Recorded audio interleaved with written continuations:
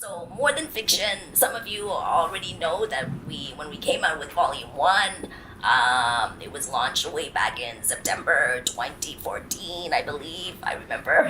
I should remember. To a lot of praise and applause. And so I'm really, really happy to be here today to share with you Volume 2, which was launched just a few weeks ago. And I've got 6 copies of the book here. So I might just sort of throw it out there. No, just kidding. We can maybe do a draw or something. We'll figure it out. So I'm just gonna move forward here. Okay, so that's just a basic idea of what I'll be talking about. So I just want to begin with introductions, and of course I'm going to be talking a little bit more about the authors a little bit later, but I just wanted to give them a shout out. So here are the authors. Their names are pseudonyms, of course, just the same way that we did with Volume 1. So again, there's the unfortunate aspect of them not being able to get the acknowledgement that they really, really deserve because they worked really, really hard on these stories. At the same time, when we did the recent focus group feedback, a lot of the authors expressed the fact that because there was that anonymity there, they were able to share a lot more than what they would have shared if they used their real names. We also, for this year's or for this volume, we used peer facilitators, which we didn't use last time. So we were able to get some of the writers from the previous project to lead the workshops. And then, of course, our project team here. Okay. Now, I was going to present this with the project coordinator, Zudine, but he wasn't able to come today, so I'll be presenting on his behalf. So my role in the project was as project mentor because I had been the project coordinator for the first volume, and so I was able to give a little bit of guidance. Not too much.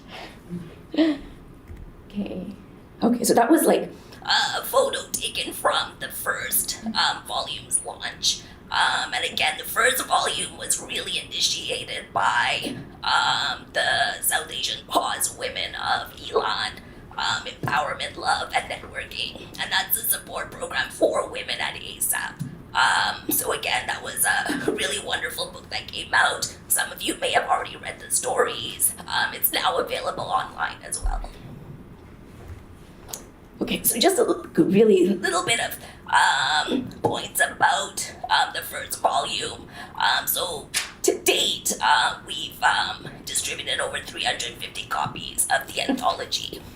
We also had Katie join us in terms of having some copies available through their ordering center. And at the ordering center, they would send me reports every month that the book was just going everywhere. So I was really, really pleased to see that. Of course, the online version is up as well. And it's been presented at CAR 2015, at ACT Community Health Forum, and a number of other community events. We also did a poster presentation at the 8th Annual Dalai Lama Student-Led Conference 2015.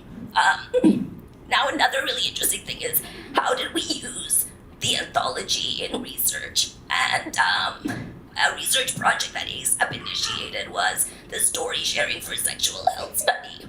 And basically that involved a series of focus groups with South Asian women.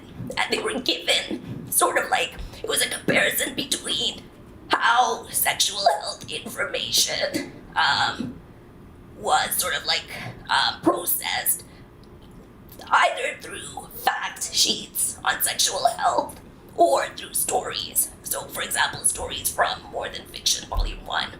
And one of the really amazing impacts of the stories was that there was a change in attitude around HIV. So really the stories had some meaningful impact there. And we could find out more about it through our website. And then, of course, Positive Light, our dear friend, Bob, he really, really loved the stories, and he featured them on the site. Okay, so this was basically the plan for this 2015 year for More Than Fiction, and basically the focus of the project was to build capacity among participants and address the very real issue of financial insecurity. Over 40% of our clients are unemployed or underemployed. And we wanted to really focus on a peer engagement model. So again, incorporating and committing to the idea of Jipa Mipa. The workshops were very informal, more like community circle spaces where there was a lot of discussion and conversation. The participants were not expected to necessarily write out things, but they could take part in the ways that they could. We also adapted to the participant skill sets and writing styles. So of course, not all of our participants came on board as writers. A lot of them had accessibility needs, and we'll go into that a little bit later. Okay, so just trusting the process. So this is sort of like a rundown of what we had to do to set up the project. And of course, we started up a project advisory committee. We also had, we sent out invitations to clients connecting to Care and Elan. So that was basically the communities that we were working with. Again, we invited peer facilitators, and they took part in a group facilitation training as well. So that also sort of built their capacity. Of course, consent and confidentiality agreements were really an important component of this.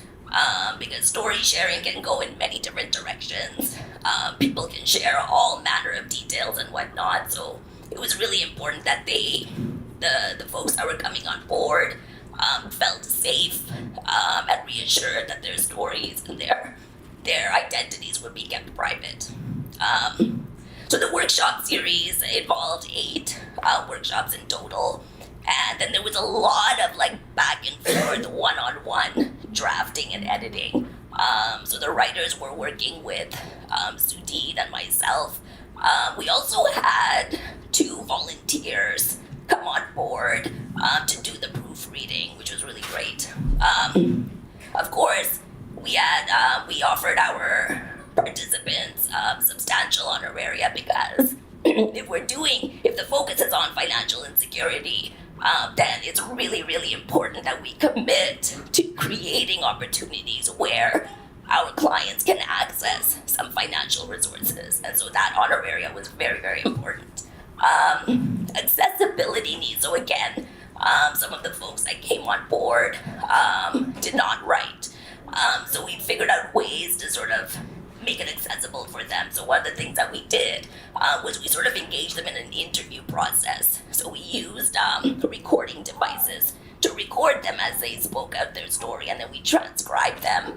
And again, we went back to them and reread the story so that that they said, okay, yeah, that does sound like my voice. So we wanted to make sure that voice was preserved. And of course, language interpretation was also very important.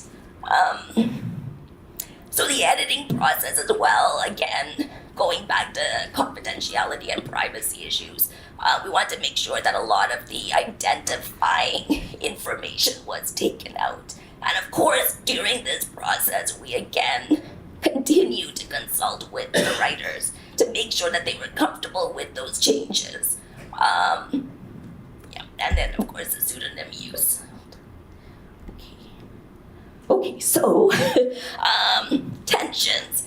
So again, of course, no project is complete without its own set of challenges.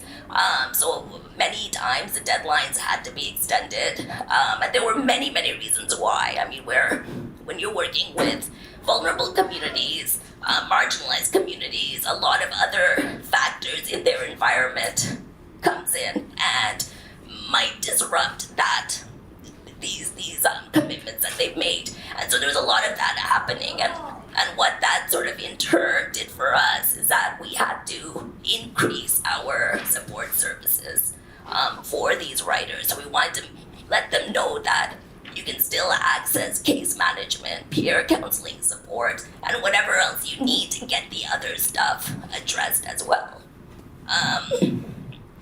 Editing the drafts were also a little bit of a challenge, but again, because we maintain that connection with our writers, we really wanted to make sure that we preserved their voice and their style of writing, and that we didn't take out language that was uniquely theirs. And that's really hard for me to do because I used to be an ESL teacher, so. But it was really good. It was also it was a learning experience for me. And then of course setting up one-on-one sessions with participants, while again accommodating external commitments and priorities. Now, why do I have these two cats looking at each other? Well, because Sudhir and I worked really closely together on this project, so there were some times when it felt like we were ready to fight with one another. But it all went well. It worked out. So, okay. So the stories.